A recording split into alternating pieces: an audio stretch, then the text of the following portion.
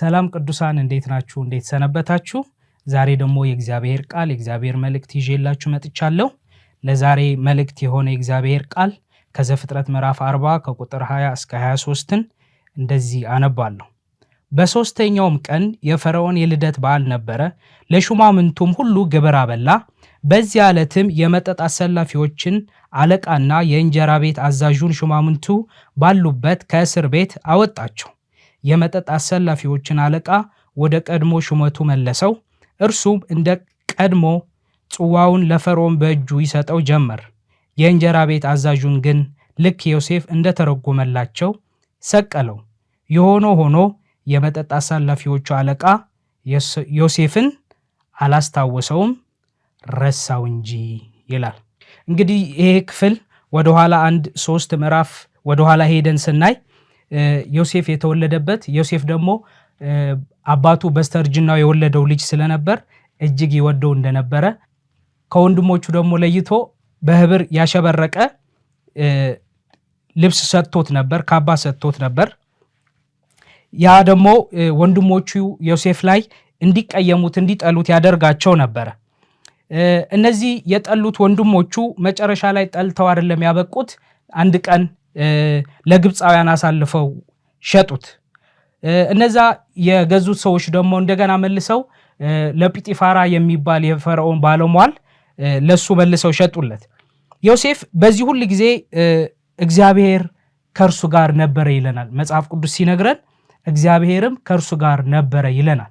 ዮሴፍ ጉድጓድ ውስጥ ሲጣል፣ ዮሴፍ በጲጢፋራ ቤት ሲያገለግል የእግዚአብሔር አብሮነት የእግዚአብሔር ሀልዎት አብሮት ነበረ። በጲጢፋራ ቤት በሚያገለግልበት ጊዜ የጲጢፋራ ሚስት ዮሴፍን አብሯት እንዲተኛ እጅግ ትገፋፋው ትወተውተው ነበር። ይሄ ደግሞ ብዙ ጊዜ የምታደርገው ነገር ነበር። ውትወታዋ ለብዙ ጊዜ የቀጠለ ነበር። ነገር ግን ዮሴፍ እሺ አላላትም። መጽሐፍ ቅዱስ እምቢ አላት ይለናል። ነገር ግን አንድ ቀን አብረኸኝ ተኛ ስትለው እሱ ደግሞ ፈቃደኛ ስላልነበረ ይህንን እንዴት በእግዚአብሔር ፊት አደርጋለሁ፣ ይህንን ክፉ ነገር እንዴት በእግዚአብሔር ፊት አደርጋለሁ ሲል ይመልስላታል። የዛኔ በኃይል አብሯት እንዲተኛ ልታደርግ ባሰበችበት ጊዜ ልብሱን ጥሎ ዮሴፍ ይሄዳል። ባሏ ከመጣ በኋላ እንዴት ሊደፍራት እንደነበረ ይሄ አገልጋይ ይሄ ባሪያ እስራኤላዊ ዕብራዊ እንዴት ሊያዋርዳት እንደነበረ ለባሏ ከነገረችው በኋላ ባሏ ደግሞ የፈርዖን ባለሟሎች ወይም ደግሞ የፈርዖንን ያገለግሉ የነበሩ ሰዎች ወደሚታሰሩበት እስር ቤት ወህኒ ቤት ይጥለዋል። እንግዲህ አሁን ያነበብነው የመጽሐፍ ቅዱሳችን ክፍል በዛ ወቅት በዛ ጊዜ የነበረውን ሐሳብ የሚያጠቃልልልን ነው። ነገር ግን የእግዚአብሔር አብሮነት የእግዚአብሔር ሀልዎት ዮሴፍ ጉድጓድ ውስጥ ሲጣል ከቤተሰቦቹ ሲርቅ በጲጢፋራ ቤትም እንደገና አገልጋይ ሆኖ በሚያገለግልበት ጊዜም ብቻ ሳይሆን በወህኒ ቤት በእስር ቤት ውስጥም የእግዚአብሔር አብሮነት ከሱ ጋር ነበረ። ወዳጆቼ ሆይ በህይወት ብዙ ነገር ልታጡ ትችላላችሁ። በዚህ ጊዜ ዮሴፍ አባቱን አጥቷል፣ እናቱን አጥቷል። በሞት ሳይሆን እሱ ስለተሸጠና ወደ ግብፅ ስለተላከ ማለት ነው። እንደገና ደግሞ አባቱ የሰጠውን ካባ ራሱ ወንድሞቹ አባቱ የሰጠውን ይወደው የነበረውን የህብር ካባ ወስደው በደም በመንከር የሚወደው ልጁ እንደሞተ አርድተውታል። እና ያዕቆብም ከዚህ የተነሳ በጥልቅ ሐዘን ውስጥ ነበረ። በህይወታችን ወላጆቻችን ልናጣ እንችላለን። በአንድም በሌላ መንገድ ወዳጆቻችን ልናጣ እንችላለን። እኛን ይጠብቁናል፣ እኛን ይደግፉናል፣ እንደገና ደግሞ እኛን ይንከባከቡናል፣ ወይም ደግሞ የሆነ ቦታ ያሻግሩናል ብለን የምናስባቸው ሰዎች የሆነ ጊዜ ላይ ከዙሪያችን ልናጣ እንችላለን። በዚህ ክፍል ላይ ግን እግዚአብሔር ዘወትር ከዮሴፍ ጋር እንደነበረ ይናገረናል። ወደ ወህኒው ቤት ተጥሎ ወደ እስር ቤት ተጥሎ እንኳን የእግዚአብሔር አብሮነት አሁንም ከዮሴፍ ጋር እንደነበረ ይነግረናል መጽሐፍ ቅዱስ። እዚህ ላይ ነው እንግዲህ ሁለት ሰዎች የፈርዖን አገልጋዮች ወይም ደግሞ ሹማምንት የነበሩ ሁለት ሰዎች፣ አንዱ የጠጅ አሳላፊዎች አለቃ ሲሆን አንደኛው ደግሞ የፈርዖን ማዕድ አቅራቢዎች ወይም ደግሞ እንጀራ አቅራቢዎች አለቃ። ሁለቱ ሰዎች ህልም ያያሉ። እነዚህ ሁለቱ ሰዎች ያዩት ህልም በጣም ስላስጨነቃቸውና ስላስፈራቸው ለዮሴፍ ይነግሩታል። ሐሳቡን ጠቅለል ስናረገው ለዮሴፍ ከነገሩት በኋላ ዮሴፍ የመጠጥ ወይም ደግሞ የጠጅ አሳላፊ አለቃ ወደ ቀድሞ ሹመቱ እንደሚመለስ እንዲሁም ደግሞ የእንጀራ ቤት አዛዡ ሹማምንት አለቃ ደግሞ እንደሚሰቀል ወይም እንደሚገደል ህልሙ ፈቶ ይነግራቸዋል። በዚህ ውስጥ የምናየው ነገር ምንድነው? ሁሉ ጊዜ እግዚአብሔር በህልም ለዮሴፍ ከተገለጠለት በኋላ የዮሴፍ ህይወት ተመሳሳይ አልሆነም። እግዚአብሔር በህይወታችን ሲመጣ፣ እግዚአብሔር ሲገለጥልን፣ እግዚአብሔር ሲበራልን፣ እንደገና ደግሞ የህይወታችን ህልም የህይወታችን ዓላማና ፍጻሜ ሲገልጥልን ህይወታችን ለአንዴና ለዘላለም ይቀየራል። በህይወታችን ወሳኝ የሆኑ ቅጽበቶች፣ ወሳኝ የሆኑ ሞመንቶች አሉ። እነዚህ ቅጽበቶች እግዚአብሔር ወደኛ ሲመጣ ፍጻሜያችንን ነው የሚገልጥልን። እግዚአብሔር ፍጻሜያችን ከገለጠልን በኋላ የምናልፍበት ሁኔታ ተመሳሳይ አይሆንም። በሚያስገርመው መንገድ ግን እግዚአብሔር ብዙ ጊዜ ፍጻሜውን ይገልጥልናል እንጂ ሂደቱን አይገልጥልንም። ዮሴፍ ወንድሞቹ ወላጆቹ ሲሰግዱለት ነው ያየው እንጂ ወህኒ ቤት ሲጣል አላየም። ጉድጓድ ውስጥ ወንድሞቹ ሲጥሉት አላየም። እንደገና ደግሞ ወንድሞቹ ሲሸጡትም ጭምር አልበራለትም፣ አልተገለጠለትም። እግዚአብሔር የሚያሳየን ታላቅ የሆነውን ፍጻሜያችንን ታላቅ ምንደርስበት ቦታ እንጂ በመሃል የሚያጋጥመንን አስጨናቂ የሚባለውን ሂደት አይገልጥልንም። ለዚህም ነው ኤርምያስ ምዕራፍ 29 ቁጥር 11 ላይ ሲናገር ለእናንተ ያለኝን እቅድ እኔ አውቃለሁ ካለ በኋላ እቅዱም ፍጻሜው ያማረና ተስፋ የሚሰጥ እናንተን የሚጠቅም እንጂ የሚጎዳ አይደለም ይላል። እዚህ ጋር ሲናገር እግዚአብሔር ሂደቱ በጉዞት ውስጥ ነው ያሉት፣ በባርነት ውስጥ ነው ያሉት። እንደገና ተገዝተዋል እስራኤላውያን። ነገር ግን እግዚአብሔር በባርነት ውስጥ እንኳን ቢሆኑ እስራኤላውያን ለነሱ ያለው ሐሳብ፣ ለነሱ ያለው እቅድ ግን ፍጻሜው ያማረና ተስፋ የሚሰጥ እንደሆነ ይነግራቸዋል። ወደዚህ ሐሳብ ስንመለስ ዮሴፍ ህልማቸውን ከፈታላቸው በኋላ የመጠጥ አሰላፊው ወይም ደግሞ የወይን ጠጅ አሰላፊውን አለቃ እንደዚህ አለው፣ ንጉሱ ፈርዖን መልካም ባደረገልህ ጊዜ ቸርነትን አድርግልኝ፣ መልካምን አድርግልኝ፣ አስበኝ ይለዋል። ነገር ግን ይህንን ምዕራፍ 40 ዘፍጥረት ሲጨርስ ምን ይላል?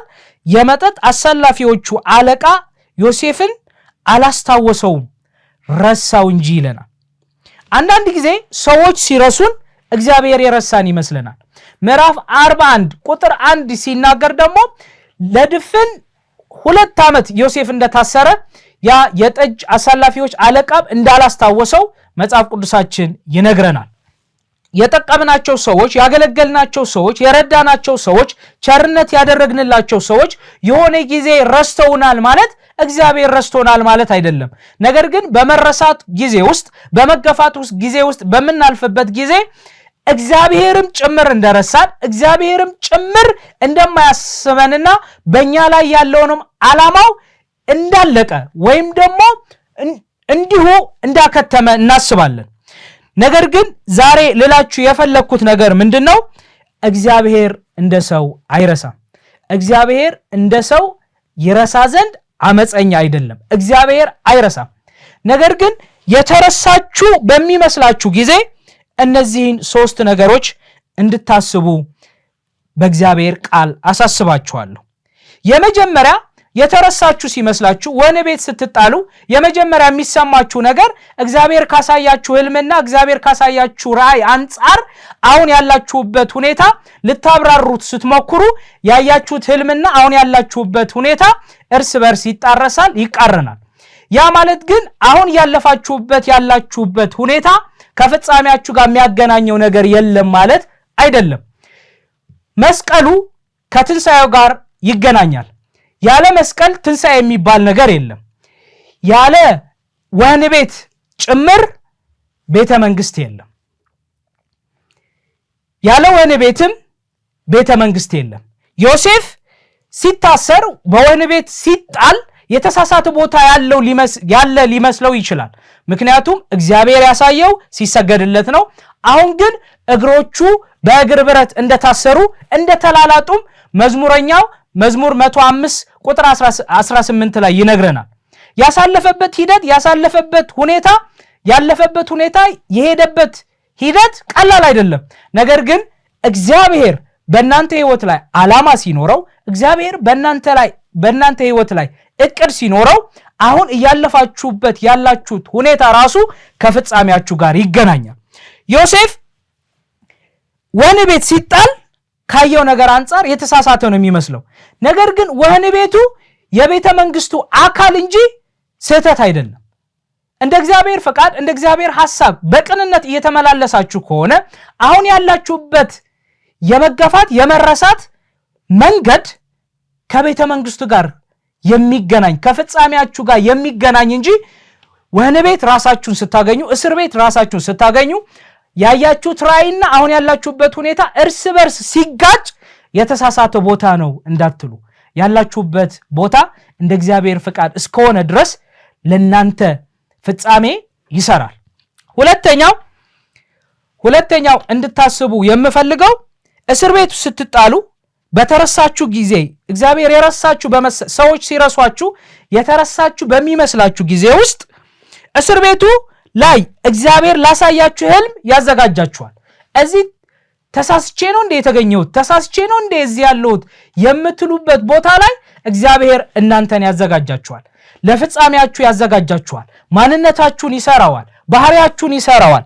ነገ ከምታገለግሉት ነገር አንጻር ለምታገለግሉት አገልግሎት የሚገባ አቋም የሚገባ ቁመና እንዲኖራችሁ እግዚአብሔር እዛ ቦታ ላይ ይሰራችኋል። ዮሴፍ ከአባቱ ቤት ቀጥታ ወደ ቤተ መንግስት ቢሄድ ኖሮ ምናልባት በጣም ዲክታተሪያል የሆነ አምባገነን የሆነ መሪ ሊሆን ይችላል። ነገር ግን ያለፈበት ሁኔታ በዛ ሁኔታ ውስጥ እግዚአብሔር ስለሰራው የንጉሱ አማካሪ የሀገሪቱ ጠቅላይ ሚኒስትር ሆኖ በሚያገለግልበት ጊዜ በጣም ትሁት ይቅር የሚል ቂም የማይዝ የበደሉትን መልካም የሚያደርግ መሪ ሲሆን ነው የምናየው። በዚህ ቦታ ላይ ተሳስቼ ነው እንደ ያለሁበት ቦታ በምትሉበት ጊዜ በምትሉበት ቦታ እግዚአብሔር እዛ እናንተን ባህሪያችሁን እየሰራ ባህሪያችሁን እየገነባ ነው ያለው። ዮሴፍ ከአባቱ ቤት ሲወጣ ህልም የሚያልም ህልመኛ ብቻ ነው የነበረው። በወህኒ ቤት ውስጥ ሲሆን ግን ህልም የሚያይ ብቻ ሳይሆን ህልምም የሚፈታ ነው የሆነው። አያችሁ፣ እግዚአብሔር ያያላችሁ ነገር ትልቅ ቢሆንም የናንተ ማንነት የናንተ ባህሪ የናንተ የስብዕና ቁመና ለዛ ራእያችሁ ለዛ ህልማችሁ ማይመጥን ከሆነ ታላቅነታችሁ ሊሰብራችሁና ያለ ጊዜያችሁ ሊቀጫችሁ ይችላል። ዮሴፍ ከአባቱ ቤት ሲወጣ ህልመኛ ቢሆንም በወህኒ ቤት ግን ህልም የሚተረጉም ነው የሆነው። እዚህ ጋር ነው ትልቁ ትርጉም፣ እዚህ ላይ ነው ትልቁ ሚስጥር ያለው። ዮሴፍ ወደ ፈርዖን የሚመጣው ወይም ደግሞ ወደ ቤተ መንግስቱ የሚገባው ባየው ህልም ሳይሆን በሚፈታው ህልም ነው። ፈርዖን የሚፈልገው ህልም ያለው ሰው ሳይሆን ህልም የሚፈታ ነው። ስለዚህ ህልም አላሚ ወይም ህልመኛ ሆኖ ነው ከአባቱ ቤት የወጣው። በወህኒ ቤት ውስጥ የሆነው ግን ህልም ፈቺ ነው የሆነው። ስለዚህ እግዚአብሔር እዛ ቦታ ላይ እናንተን የሚያዘጋጅበት እናንተን የሚሰራበት ቦታ ነው። ሶስተኛውና የመጨረሻው እንድታስቡ የምፈልገው እንደ እግዚአብሔር ቃል በእስር ቤት ውስጥ እግዚአብሔር ሰው ይሰጣችኋል። እግዚአብሔር በዛ የተረሳችሁ በመሰላችሁ ጊዜ ላይ የተሳሳተ ቦታ እንዳለ ሆናችሁ ነግሯችኋል። ሁለተኛ ላይ ደግሞ እዛ ቦታ ላይ እግዚአብሔር እናንተን ያዘጋጃችኋል። ሶስተኛ የሚያደርገው ነገር ደግሞ እዛ ቦታ ላይ ለፍጻሜያችሁ ለዴስቲኒያችሁ ለነጋችሁ የሚሆን ቁልፍ ሰው ይሰጣችኋል። እዚህ ተረሳው ባለበት ቦታ ላይ ጠጅ አሳላፊው ረስቶታት የተባለው ዮሴፍ እዚህ ወህኒ ቤት ውስጥ ያገኘው ሰው ነው ከፈርዖን ጋር ያገናኘው። አያችሁ፣ ተሳስቻለሁ ባላችሁበት ቦታ ላይ እግዚአብሔር ወሳኝ የሆነ ሰው ይሰጣችኋል። ወደ ፈርዖን የሚያቀርባችሁ ወደ ፈርዖን የሚያደርሳችሁ በእናንተ አቅምና በእናንተ መንገድ ልታገኟቸው የማትችሏቸው ታላላቅ ሰዎችን በዛ ቦታ ይሰጣችኋል። እዚህ ቦታ ላይ እግዚአብሔር ለዮሴፍ የሰጠው ሰው የጠጅ አሳላፊዎች አለቃ ነው። ድፍን 2 ዓመት ካለፈው በኋላ ፈርዖን ህልም ካየ በኋላ ይህ ሰው ዮሴፍን አስታወሰው ይላል። ያለ እግዚአብሔር ጊዜ ወዳጃችሁ እንኳን ሊያስታውሳችሁ አይችልም። ያለ እግዚአብሔር ፈቃድ ወዳጃችሁ እንኳን ትዝ ልትሉት አትችሉም። የእግዚአብሔር ጊዜ ሲመጣ ግን ትናንትና የገፏችሁና የረሷችሁ ሰዎች እንኳን ለፍጻሜያችሁና ለታላቅነታችሁ ይሰራሉ። ስለዚህ እዛ ቦታ ላይ ተሳስቼ ነው እንደ የተገኘሁት ያላችሁበት ቦታ ላይ እግዚአብሔር ረስቶኛል እንደ ያላችሁበት ቦታ ላይ እግዚአብሔር ሰው ይሰጣችኋል። ይህንን ልበልና ልጨርስ። ዮሴፍ ያየው ህልም፣ ዮሴፍ የተጣለበት ጉድጓድ፣ ዮሴፍ የተሸጠበት ገንዘብ፣ ያለፈባቸው መንገዶች ሁሉ መጨረሻ ላይ እግዚአብሔር ክፉን ለበጎ በመቀየር ታላቅ ሰው እንዲሆን ምክንያት አድርጎታል። ነገር ግን ከመጽሐፍ ቅዱስ ከዚህ ሐሳብ ምንማረው ትልቁ ነገር ምንድነው? የኛ እስር ቤት መጣል የኛ መክበር ትልቁ ነገር የኛ ጉዳይ አይደለም፣ ወይም ደግሞ ስለኛ አይደለም። ዮሴፍ አስቀድሞ የተላከ ሰው ነው። ዓላማ ያለው በእግዚአብሔር ሐሳብ በእግዚአብሔር ፈቃድ አስቀድሞ ወደ ግብጽ የተላከ ሰው እንጂ የሆነ ጠቅላይ ሚኒስትር ወይም ደግሞ የሆነ ባለስልጣን ሆኖ እንዲኖር አይደለም። ነገር ግን የእስራኤልን የዘር ሐረግ እንዲቀጥል እስራኤላውያን እንደ ሕዝብ እንዲቀጥሉና እግዚአብሔር በአብርሃም በኩል የተናገረውን ወይም ደግሞ የሰጠውን እግዚአብሔር ለአብርሃም የሰጠውን የተስፋ ቃል የሆነውን ክርስቶስን እንዲመጣ ምክንያት የሆነ ሰው ነው። ስለዚህ እግዚአብሔር የሰጣችሁ ራእይ፣ እግዚአብሔር የሰጣችሁ ህልም፣ እግዚአብሔር ያሳያችሁ ነገር ስለናንተ አይደለም፣ ስለ እግዚአብሔርና ስለ እግዚአብሔር ህዝብ ነው፣ ስለ እግዚአብሔርና ስለ ትውልድ ነው። ስለዚህ በዚህ ቀን ላበረታታችሁ ፈልጋለሁ። የምታልፉት የትኛውንም አይነት አስጨናቂ የሚባል ነገር ስለናንተ አይደለም። ትልቁን የእግዚአብሔር ሐሳብ ትልቁን የእግዚአብሔርን ፈቃድ ምስል ስታዩ የናንተ መጽናት የናንተ መቀጠል ምን ያክል በእግዚአብሔር መንግስት ላይ ዋጋ እንዳለው ትረዳላችሁ። እግዚአብሔር ወደ ዮሴፍ ህይወት ሲመጣ ዮሴፍ በአባቱ ዘንድ የተወደደ ወንድሞቹ ደግሞ የሚቀኑበት የሚጠሉት ልጅ ነበር። እግዚአብሔር ግን አንድ ሌሊት መጣና ህልም አሳየው። ያንን ህልም ደግሞ እሱ ለወንድሞቹ ነገራቸው። ከቀድሞ ይልቅ አብዝተው ጠሉት፣ አብዝተው ደግሞ እንደገና ክፉ ሊያደርጉበት እንዲያስቡ አደረጋቸው። እግዚአብሔር ወደ ህይወታችን ዓላማ፣ ወደ ህይወታችን ራእይ፣ ወደ ህይወታችን አጀንዳ ይዞ ሲመጣ ከዛ ቀን ጀምሮ ህይወታችን ለዘላለም ይቀየራል። በህይወታችን የሚሆኑ የሚደረጉ ነገሮች ለዘላለም ውሳኔዎቻችንና ምርጫዎቻችን የሚቀይሩ አጋጣሚዎችና ሁኔታዎች አሉ። እግዚአብሔር ወደ ሙሴ ሲመጣ ከ40 ዓመት በሚዲያም ከኖረ ከ40 ዓመት በኋላ የሙሴን ህይወት የሙሴን ዘላለም ቀይሮታል። ጌታ ኢየሱስ ክርስቶስም ሳኦል ለሚባል ቤተክርስቲያን ያሳድድ ለነበረው ጳውሎስ ለተባለው ሐዋርያ ከተገለጠለት በኋላ የሐዋርያ ጳውሎስ ወይም ደግሞ የሳኦል ህይወት 360 ዲግሪ ነው የዞረው። ልክ እንደዚህ እግዚአብሔር ለኛ ሲገለጥልን እግዚአብሔር ወደ ህይወታችን ሲመጣ የሰጠን ራእይ፣ የሰጠን ዓላማ፣ የሰጠን ህልም ለዘላለም ተመሳሳይ ሰው ሆነን እንዳንኖር ያደርገናል። እግዚአብሔር ራእይ ሲሰጣችሁ፣ እግዚአብሔር ህልም ሲሰጣችሁ ለራእያችሁ ለተቀበላችሁት ራእይና ለተቀበላችሁት ህልም የምትከፍሉት ዋጋ አለ። ያ የምትከፍሉት ዋጋ ደግሞ ከዘላለም ክብር አንጻር ሲነጻጸር ኢምንት ነው። አሁን በዚህ ቃል መሰረት እጸልይላችኋለሁ። እናንተ ደግሞ አሜን እያላችሁ ከኔ ጋር እንድትተባበሩ በትህትና ጠይቃችኋለሁ። እግዚአብሔር አባት ሆይ አመሰግንሃለሁ፣ ስምህ ይባረክ። ይህንን ድምጽ የሚሰሙ ይህንን መልእክት የተቀበሉ ሰዎች አሁን የዚህ ቃል መንፈስ የዚህ ቃል ሐሳብ ጉልበት እንዲያገኛቸው በልጅ በኢየሱስ ክርስቶስ ስም ጸልያለሁ። የእግዚአብሔር ቃል ሕያውና የሚሰራ ነው እንደሚል በጌታ በኢየሱስ ክርስቶስ ስም ይህ ቃል በሕይወታቸው ሕያው ሆኖ እንዲሰራ ጸልያለሁ። በመረሳት ስሜት ውስጥ በመገፋት ስሜት ውስጥ በእግዚአብሔር በቃ ከዚህ በኋላ አይፈልገኝም አይጠቀምብኝም ወይም ደግሞ አይሰራብኝም በሚል ስሜት ያሉ ወንድሞቼና እህቶቼ የዚህ ቃል ኃይልና የዚህ ቃል ጉልበት እንዲያገኛቸው በልጅ በኢየሱስ ክርስቶስ ስም ጸልያለሁ። እግዚአብሔር አባቶ የሰጣቸው ህልም የሰጣቸው ራእይ ካንተ ዘንድ ከሆነ አንተ ተዋሽ ዘንድ ሰው አይደለህምና በጌታ በኢየሱስ ክርስቶስ ስም የሰጣቸው ራእይ የሰጣቸው ህልም በዮሴፍ ህይወት ውስጥ በማይመስል ሁኔታ ውስጥ አሳልፈ ያሳየኸው ነገር አካል እንደለበሰ ቃል ስጋ ሆነ እንደሚል ቃሉ ስጋ እንደለበሰ የተነገረው ቃል ስጋ እንደለበሰ በጌታ በኢየሱስ ክርስቶስ ስም ለወንድሞቼ ለእህቶቼ ጸልያለሁ። የተናገርካቸው ቃል ያሳያቸውን ህልም አካል የሚለብስበት ጊዜ እንዲሆን እጸልያለሁ። ዮሴፍ እግሮቹ በእግር ብረት ተላላጡ፣ በአንገቱም የብረት ማነቆ ገባ እንደሚል በመረሳት መንገድ ውስጥ በሰዎች የተረሱ በሰዎች የተገፉ እግራቸው በእግር ብረት የተላላጠ ኑሮ አገልግሎት የከበዳቸው በጌታ በኢየሱስ ክርስቶስ ስም ለዮሴፍ ብርታትን እንደሰጠው፣ ለዮሴፍ ኃይል እንደሰጠው፣ ለዮሴፍ ሰው እንደሰጠው አሁንም ለወንድሞቼና ለእህቶቼ ይህንን መልእክት ለሚሰሙ ሁሉ በጌታ በኢየሱስ ክርስቶስ ስም ጸልያለሁ።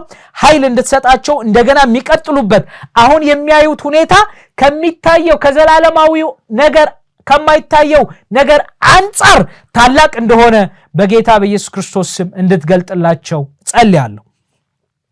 እግዚአብሔር አባት ሆይ ነገ ጊዜው ደርሶ ያሳያቸው ህልም ያሳያቸው ራእይ የሚፈጸምበት ጊዜ ሲደርስ እነሱ ሳይዘጋጁ እንዳይጠብቁ አሁን የሚዘጋጁበት አሁን መቅረዛቸውን የሚያበሩበት ዘይታቸውን የሚሞሉበት እግዚአብሔር አባት ሆይ በጓዳ የሚሰሩበት ሲዝን እንደሆነ ገብቷቸው እንዲዘጋጁ በጌታ በኢየሱስ ክርስቶስ ስም ማስተዋል እንዲሆንላቸው እንዲበዛላቸው ጸልያለሁ።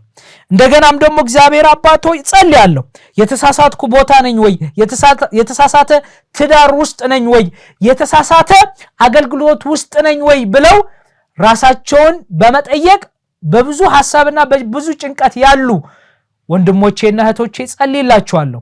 እግዚአብሔር አባት ሆይ እንደ ፈቃድህ ከሆነ እዛ ቦታ ያስቀመጥካቸው ዮሴፍ በወህኒ ቤት ውስጥ እንኳን ቢጣል እግዚአብሔር ከእርሱ ጋር ነበረ ተብሎ እንደተጻፈ በእስር ቤት አለቃም ፊት እግዚአብሔር ሞገስ ሰጠው እንደሚል እግዚአብሔር አባት ሆይ እንደ ቃልህ እንደ ሐሳብህ ያሉበት ቦታ ከሆነ እዛ ባሉበት ቦታ ላይ ሞገስ እንድትሰጣቸው እንደገና የሚቆዩበት ጉልበት እንድትሰጣቸው እንደገና በልጅ በኢየሱስ ክርስቶስ ስም ጸልያለሁ። እግዚአብሔር አባት ሆይ ጸልያለሁ። ዮሴፍ ያንተን ሐሳብ አገልግሎ ካንቀላፋ በኋላ ያንተ ተልኮ ያንተ ፈቃድ ቀጥሏል። ያንተ ሐሳብ ቀጥሏል። ልክ እንደዚሁም እኛ ማገልጋዮች ልክ እንደዚሁም እኛ ልጆች የሰጠህን ጊዜ የሰጠህን ቦታ የሰጠህን እድል አገልግለን ካለፍን በኋላ የኛ ታሪክ አይደለም ትልቁ ነገር፣ የኛ ታሪክ መስራታችን አይደለም ትልቁ ነገር፣ ወይም ደግሞ ከሆነ ቦታ የሆነ ቦታ መድረሳችን አይደለም ትልቁ ቁም ነገር። ትልቁ ቁም ነገር ያንተን ሐሳብ ያንተን ፈቃድ መፈጸም ነውና ጌታ ኢየሱስ ክርስቶስ እንዳስተማረን ፈቃድ በሰማይ እንደሆነች እንዲሁም በምድር ትሁን ብለን እኛም እንጸልያለን። በሰማይ ያለችውን የወንድሞቼና የእህቶቼ ያንተ ፈቃድ በሕይወታቸው እንዲፈጸም በልጅ በኢየሱስ ክርስቶስ ስም ጸልያለሁ። የዚህ መልእክት ኃይል፣ የዚህ መልእክት ጉልበት፣ የዚህ ቃል መንፈስ እንዲያገኘን ጸለይኩኝ። ሁላችንም ስለምትረዳን ተባረክ። በልጅ በኢየሱስ ክርስቶስ ስም አሜን።